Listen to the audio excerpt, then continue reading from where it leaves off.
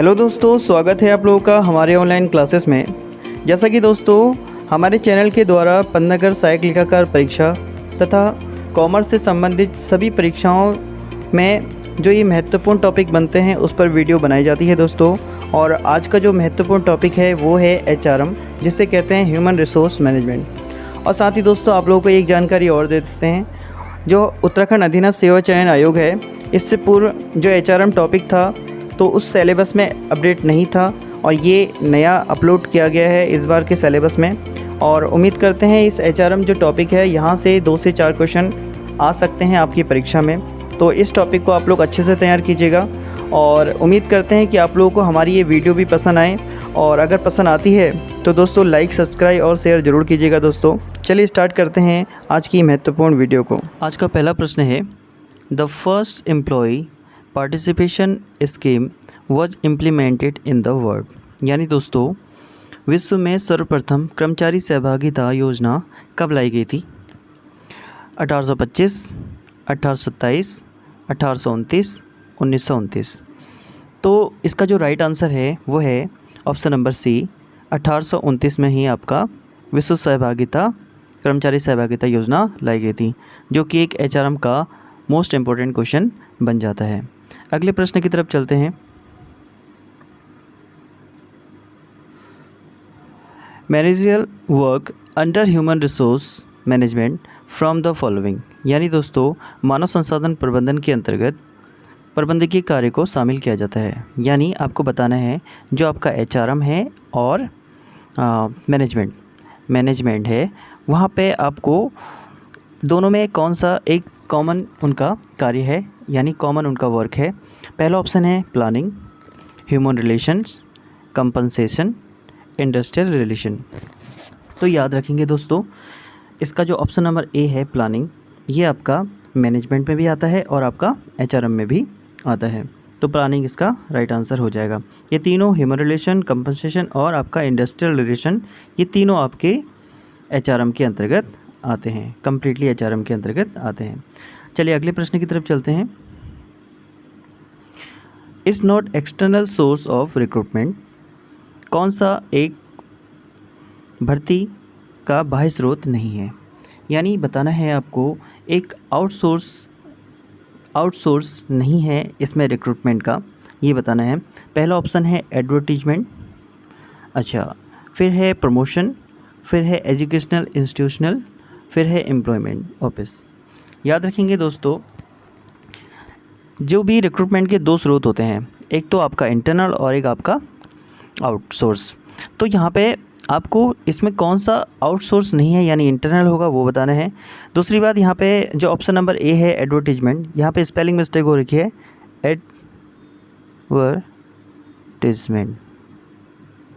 Advertisement, इसका spelling इसकी ये सही होगी। अब बात करते हैं इसका राइट आंसर क्या है। Option number B promotion.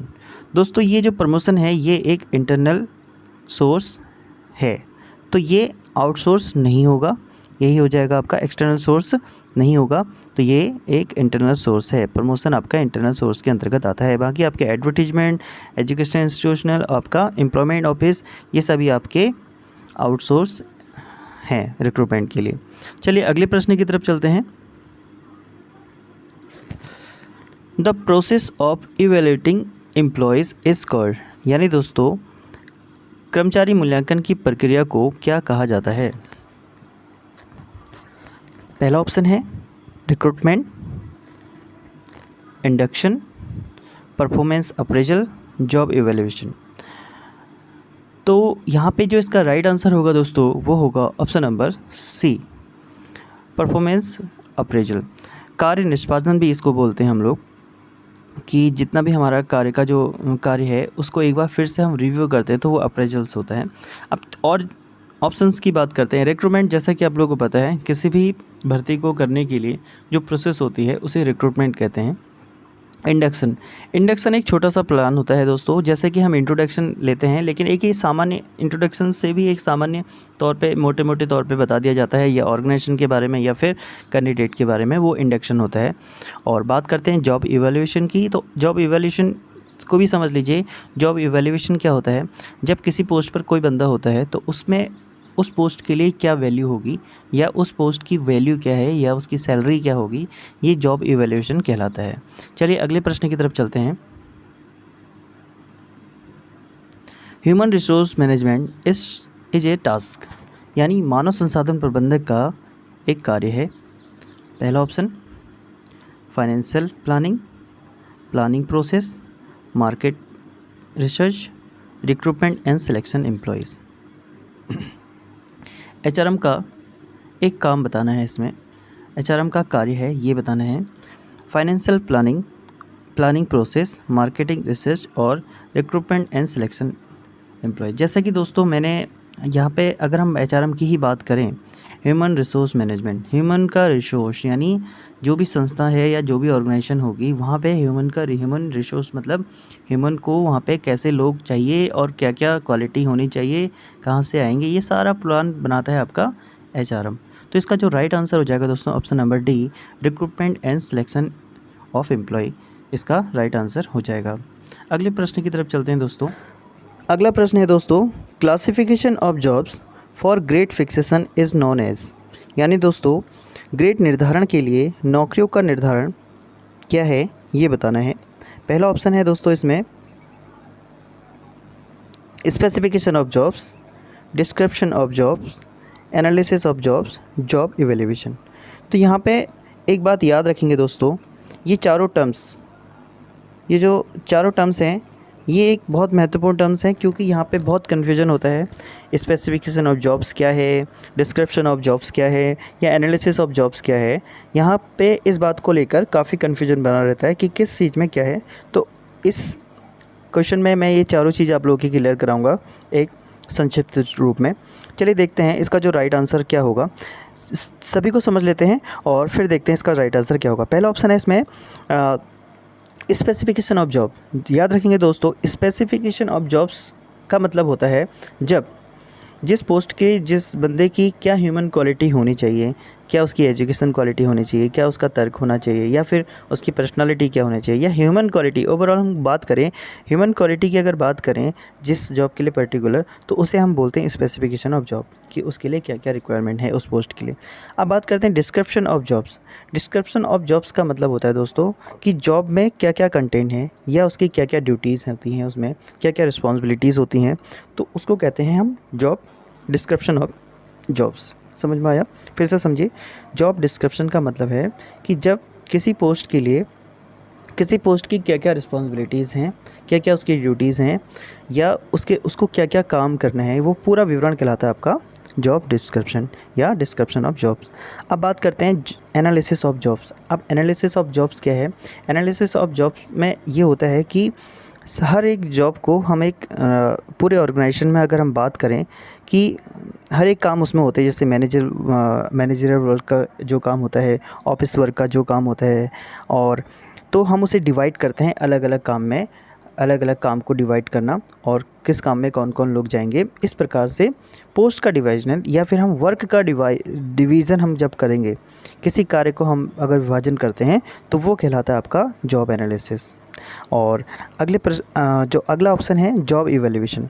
तो जॉब इवैल्यूएशन के अंतर्गत दोस्तों ये जॉब इवैल्यूएशन ये होता है कि उस पोस्ट के लिए क्या वहाँ पे सैलरी होगी या क्या उसका पारिश्रमिक होगा, तो ये डिसाइड होता है जॉब इवैल्यूएशन में। जिस पोस्ट में वो बंदा होगा उसकी क्या सैलरी होगी उस जॉब की, या उस काम का कितना रुपए होंगे।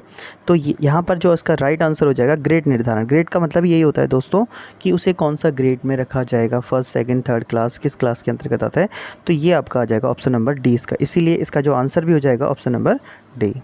चलिए अगले प्रश्न की तरफ चलते हैं। जॉब इवैल्यूएशन मीन्स, फिर से आ गया दोस्तों, जॉब इवैल्यूएशन मीन्स क्या होता है? कार्य मूल्यांकन से क्या आशय है? Specification of jobs, description of jobs, analysis of jobs, rating of jobs. तो कार्य मूल्यांकन से आशय, रेटिंग ऑफ जॉब्स, तो इसका राइट आंसर हो जाएगा दोस्तों ऑप्शन नंबर डी। अगले प्रश्न की तरफ चलते हैं। Staffing function does not include, मतलब दोस्तों स्टाफिंग कार्य में शामिल नहीं है। ये कुछ टर्म्स हैं, इसमें कौन सा इसमें शामिल नहीं है ये बताना है। पहला option selection, transfer, supervision, promotion.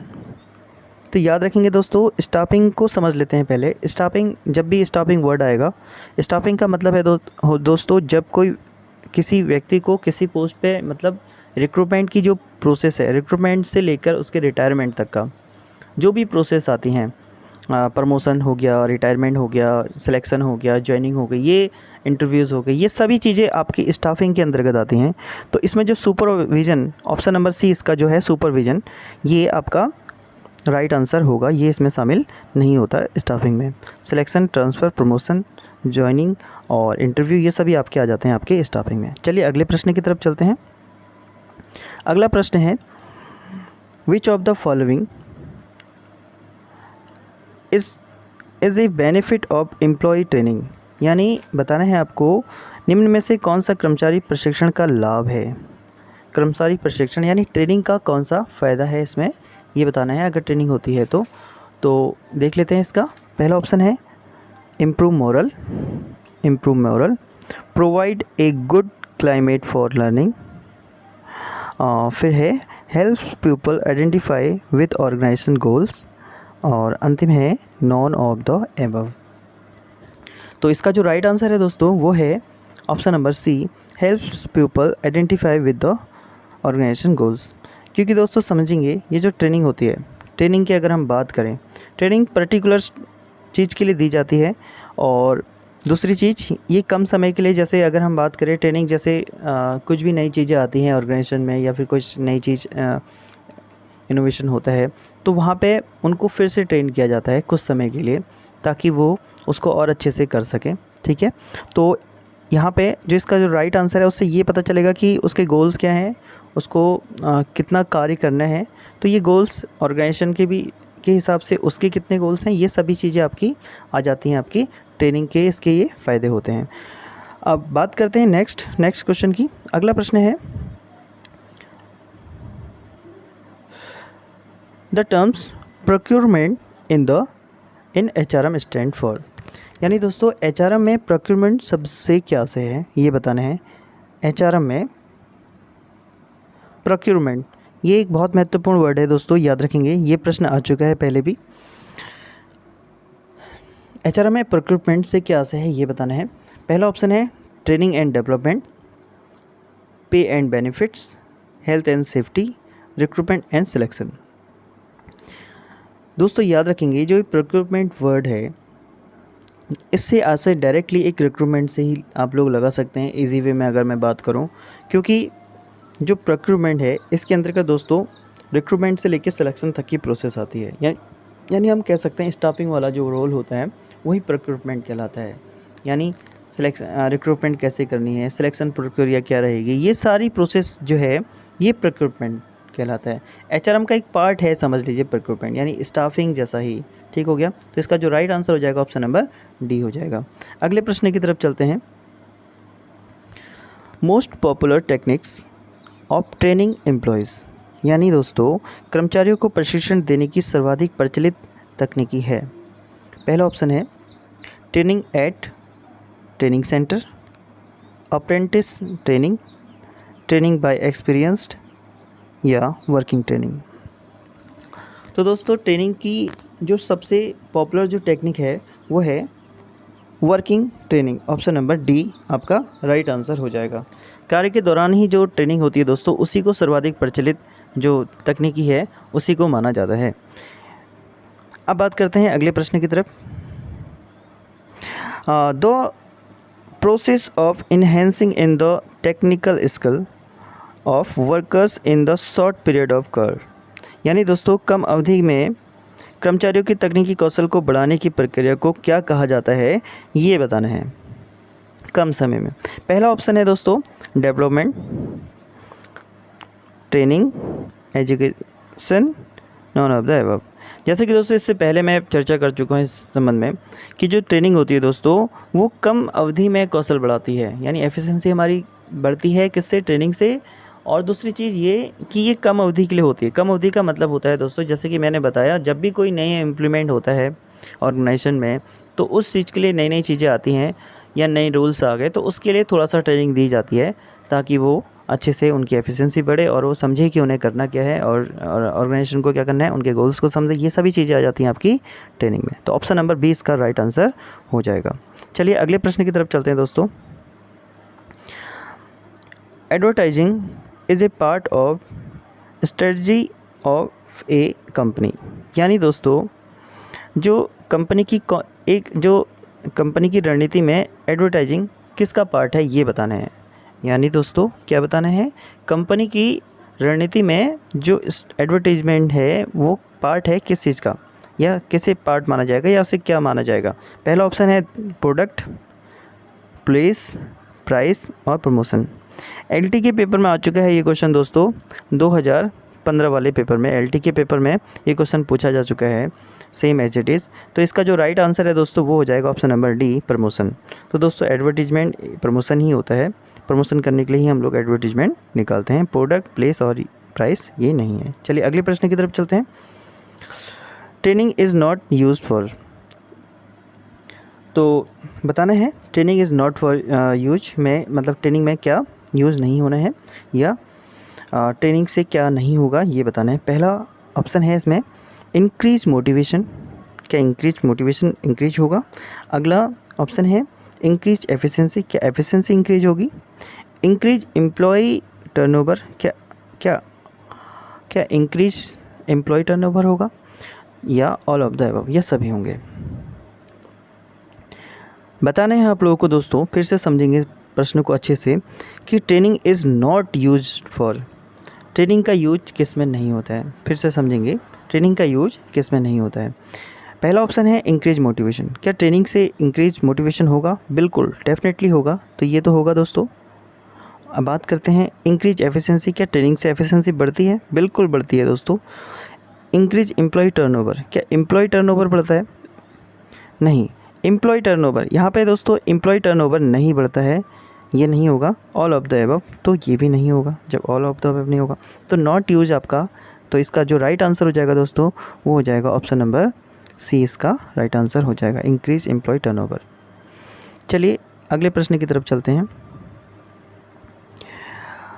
Who gave the best 7 of interviewing of 7 point scheme, यानी दोस्तों साक्षात्कार लेने की सर्वश्रेष्ठ 7 बिंदु योजना का प्रतिपादन किसने किया था ये बताना है आप लोगों को।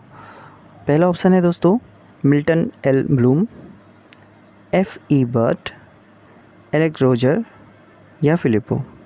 तो दोस्तों ये यूजीसी नेट में आ चुका क्वेश्चन है और इसको हम देखते हैं इसका जो राइट आंसर क्या है कि जो इंटरव्यू लेने की 7 बिंदु योजना या 7 पॉइंट स्कीम किसने दी थी, तो वो दी थी दोस्तों option number C, Alec Rodger ने ये स्कीम दी थी, याद रखेंगे।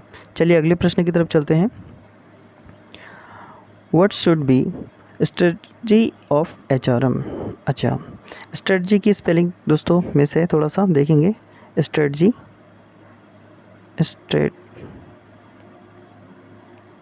स्ट्रेटजी,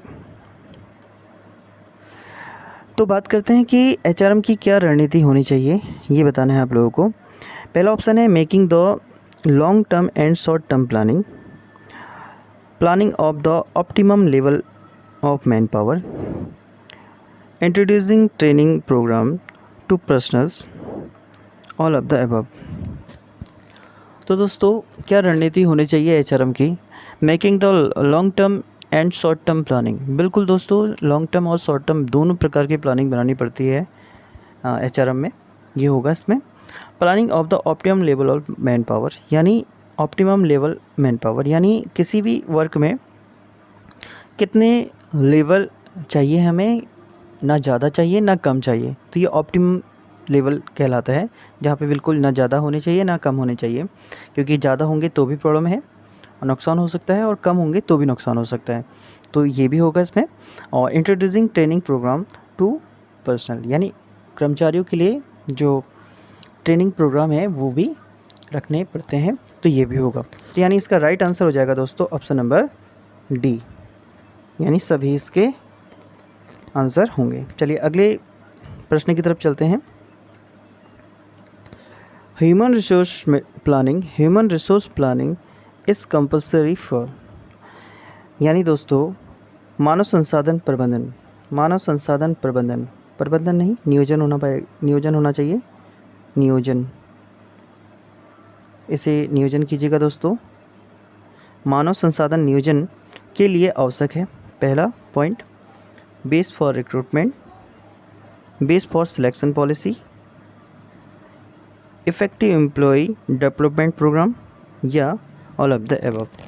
तो दोस्तों जो मानव संसाधन जो नियोजन है उसमें क्या होना चाहिए, क्या कंपलसरी होना चाहिए ये बताना है। बेस ऑफ रिक्रूटमेंट बिल्कुल होनी चाहिए, बेस फॉर सिलेक्शन पॉलिसी बिल्कुल उसमें होनी चाहिए। सिलेक्शन पॉलिसी नियोजन, पहले जब हम नियोजन करेंगे कितनी रिक्रूटमेंट करनी है, क्या करना है, तो ये भी होना चाहिए। इफ़ेक्टिव एम्प्लॉय डेवलपमेंट प्रोग्राम बिल्कुल दोस्तों, तो इसका राइट आंसर हो जाएगा दोस्तों डी। चलिए अगले प्रश्न की तरफ चलते हैं। ह्यूमन रिसोर्स मैनेजमेंट इज़, मानव संसाधन प्रबंधन से आशय है legally oriented, employee oriented, employer oriented, none of this. तो एचआरएम, जैसा कि स्टार्टिंग से हम लोग कई बार बोलते आ रहे हैं कि एचआरएम का मुख्य कार्य क्या है दोस्तों।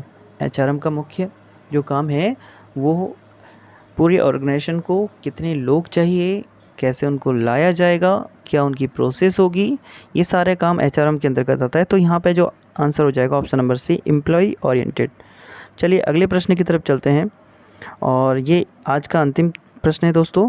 Which the training is given to semi skilled employee, यानी अर्धकुशल कर्मचारियों को कौन सा प्रशिक्षण दिया जाता है। तो ये एक बहुत मोस्ट इंपॉर्टेंट क्वेश्चन है दोस्तों, याद रखेंगे। मुझे लगता है शायद पूछना चाहिए ये प्रश्न को। पहला ऑप्शन है दोस्तों vestibule training, training bye supervisors, combined training, school training. तो इन सभी प्रकार की ट्रेनिंग को समझ लेते हैं दोस्तों। पहला ऑप्शन है वेस्टिबल ट्रेनिंग। वेस्टिबल ट्रेनिंग का मतलब होता है दोस्तों कि जब कोई संस्थान, समझते हैं, जब कोई संस्थान अपने जो कर्मचारियों को ट्रेनिंग देती है, ट्रेनिंग तो है ही है, लेकिन ट्रेनिंग स्वयं अपने संस्थान में ना देकर अन्य किसी स्थान पर वैसा ही माहौल बना के कुछ समय के लिए ट्रेनिंग देती है, तो उसे वेस्टिबल ट्रेनिंग कहते हैं। समझ में आया। डायरेक्टली अगर मैं सरल वे में बोलूँ कि वेस्टिबल ट्रेनिंग के अंतर्गत जो ट्रेनिंग दी जाती है वो संस्थान में ना देकर, उस जगह पे जहाँ पे वो काम करते हैं वहाँ ना देकर, कहीं अलग से वैसा ही माहौल बनाकर, वैसा ही सेम एज इट इज़, तो उस प्रकार से वहाँ पे कुछ समय के लिए ट्रेनिंग दी जाती है, तो वो उसको कहते हैं वेस्टिबल ट्रेनिंग। अगला पॉइंट है दोस्तों ट्रेनिंग बाय सुपरवाइज़र, यानी दोस्तों सुपरवाइज़र जो ट्रेनिंग है यहाँ पर को क्या होता है, जो उच्च अधिकारी होते हैं अपने अधीनस्थ अधिकारियों को इस प्रकार ट्रेन करते हैं कि यदि फ्यूचर में कोई समस्या हो तो उसको इजी वे में अपनी बात रख सकें अपने अधिकारियों से। अब बात करते हैं कंबाइंड ट्रेनिंग की। कंबाइंड ट्रेनिंग से आशय है दोस्तों कोई जितने भी ऑर्गेनाइजेशन होते हैं और जितने भी आपके ट्रेनिंग इंस्टीट्यूट होते हैं वो पूरे ऑर्गेनाइजेशन के अधिकारियों और जो उनके कर्मचारी होते हैं उनको ट्रेन के लिए एक फंक्शन आयोजित करते हैं जहाँ पे कम्प्लीटली सभी लोगों को ट्रेन करते हैं। तो ये हो जाएगा आपका कंबाइंड ट्रेनिंग। अब बात करते हैं स्कूल ट्रेनिंग की। तो स्कूल ट्रेनिंग के अंतर्गत दोस्तों, स्कूल ट्रेनिंग के अंतर्गत क्या होता है कि जितने भी आपके सेमी स्किल्ड एम्प्लॉय होते हैं या अर्धकुशल कर्मचारी होते हैं, जिनमें दोस्तों आपके आते हैं क्लर्क हो गए, डाटा एंट्री ऑपरेटर हो गए, आपके मशीन ऑपरेटर हो गए, तो इस प्रकार के जितने भी पद हैं ये आपके सेमी स्किल्ड में आते हैं। तो इन लोगों को जो ट्रेनिंग दी जाती है उसे स्कूल ट्रेनिंग कहते हैं। तो इसका राइट आंसर हो जाएगा ऑप्शन नंबर डी। तो दोस्तों ये थे हमारे आज के टॉप 20 क्वेश्चंस। कैसे अब लगे आप लोगों को ये सभी प्रश्न, मुझे कमेंट ज़रूर कीजिएगा दोस्तों अगर अच्छे लगे। और हाँ, अगर आपको अच्छे नहीं लगे तो डिसलाइक भी कीजिएगा, और डिसलाइक करते हैं तो उसका रीज़न भी बताइएगा कि कहाँ पे कोई चीज़ें लैक हुई हैं, तो मुझे ज़रूर बताएंगे। और साथ ही दोस्तों अगर आपने अभी तक का मेरा चैनल सब्सक्राइब नहीं किया तो सब्सक्राइब कीजिएगा और शेयर भी कीजिएगा जो लोग तैयारी कर रहे हैं कॉमर्स रिलेटेड। चलिए दोस्तों फिर मिलते हैं अगली महत्वपूर्ण वीडियो में।